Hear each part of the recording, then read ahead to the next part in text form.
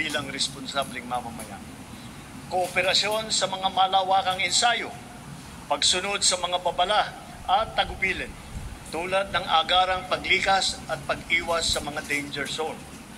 Disiplina, lalo na sa wastong pagtapon ng basura. Pagmamatsyag sa bawat oras. Pagmamatsyag sa bawat oras, bawat araw.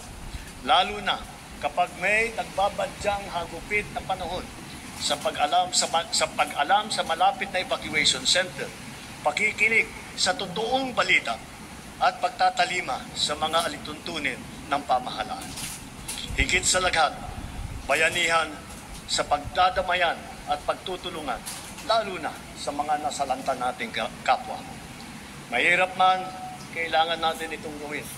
Kailangan natin magsakripisyo upang masiguro na nailayo natin sa kapahamakan ng ating mamamayan dahil mahalaga ang bawat buhay ng Pilipino.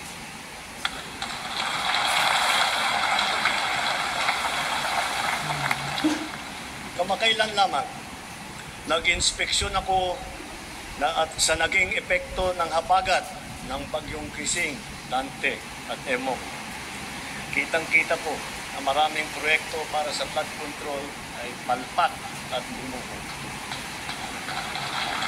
At yung iba, kuni-kuni lang. Huwag na po tayo magkunwari. Alam naman ng buong madla na nagkakaraket sa mga proyekto.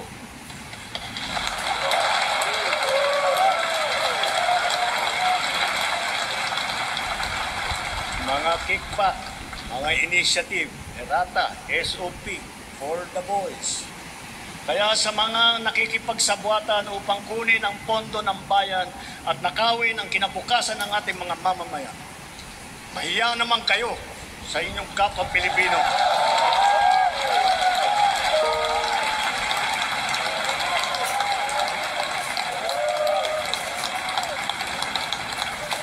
Mahiya naman kayo sa mga kabahayan nating naanod o nalubog sa mga pagbaha. Mahiya naman kayo, lalo sa mga anak natin na magmamana sa mga utang na ginawa ninyo na binuksan nyo lang ang pera.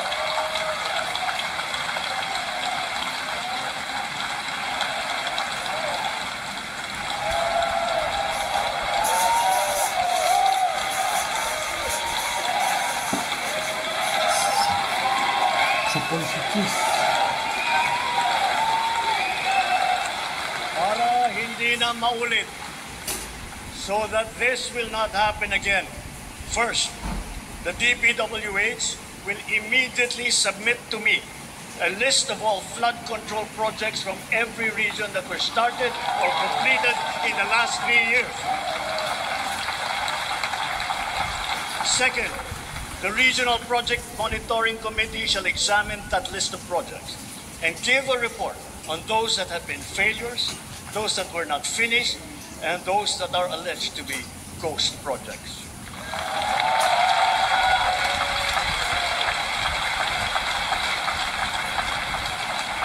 And third, we will publish this list.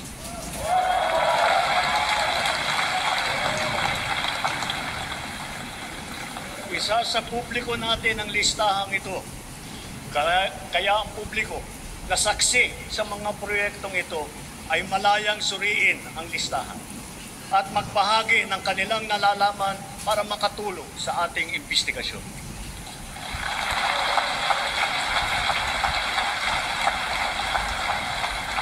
At the same time, there will be an audit and performance review regarding these projects to check, to make sure, and to know how your money was spent.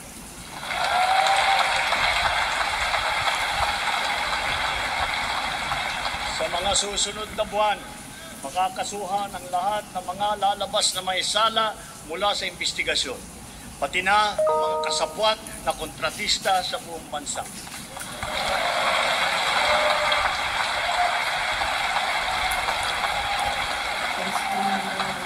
Kailangan malaman ng taong bayan ang buong katotohanan.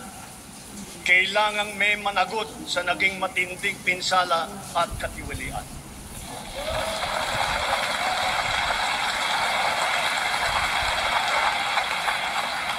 Therefore, for the 2026 national budget, I will return any proposed general appropriations bill that is not fully aligned with the national expenditure program.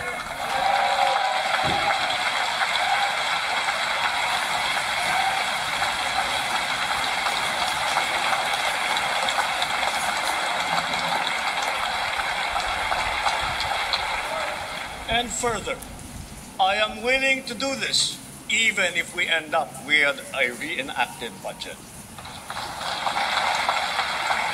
Hindi ko aaprubahan ang kahit anong budget na hindi alinsunod sa plano ng gobyerno para sa sambayanang Pilipino. Mga kababayan, sa paghantong natin sa kalahati ng termino ng administrasyon, susuong tayo sa susunod na 3 taon. Dala-dala sa aking puso ang mga leksyon na natutunan ko mismo mula sa inyo. Ito ang nagbibigay sa akin ng bago at pinag-iba yung gana sa trabaho, sigla sa serbisyo at dedikasyon sa Pilipino.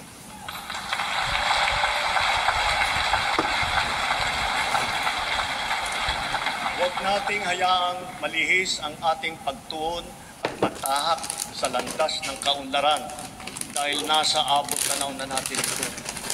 Ito ang ating dapat na pagtulungan. Ito ang ating dapat na pinagtutuo.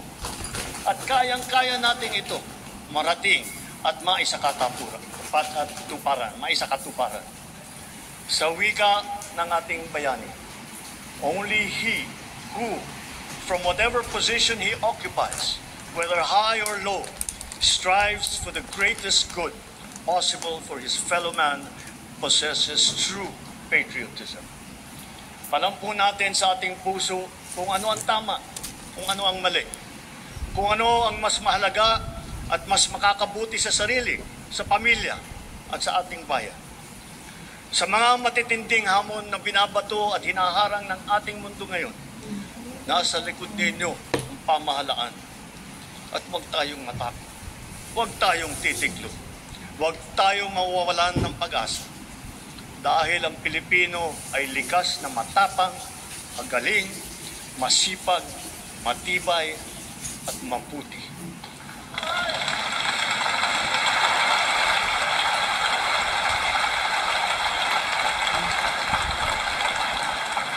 Mga kababayan, tayo ito.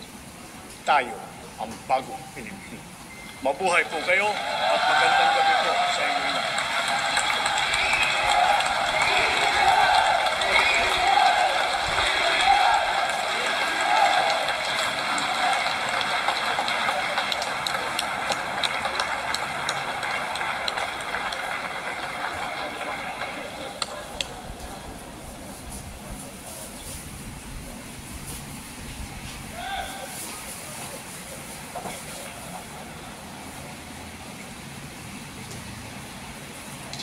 On the part of the Senate,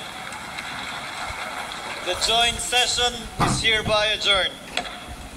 On the part of the House of Representatives, the joint session is adjourned.